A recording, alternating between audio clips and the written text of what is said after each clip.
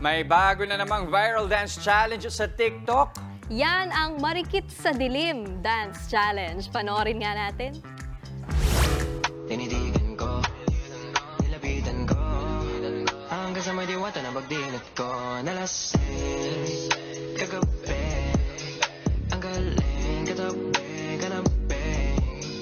dapat. Agad kumasa at nag-post ng entry ang mga sikat gaya ni Ben and Ben member Paolo Benjamin. Sinabukan din yan ni social media superstar Ivana Alawi. Marami naman ang kinilig sa couple na ito sa kanilang entry. Hindi lang netizens at sikat ang kumasa dahil pati ang fur baby na ito hindi nagpahuli. Higit 100,000 na ang kumasa sa Marikit sa Dilim dance craze. Sa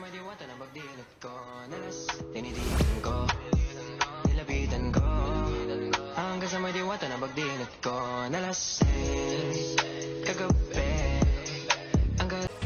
Mga kapatid, Nikki de Guzman po, iba na ang may alam at may pakialam sa panahon ngayon. Para sa tuloy-tuloy na balitaan sa Frontline kahit weekend, mag-follow at mag-subscribe sa social media pages ng News 5.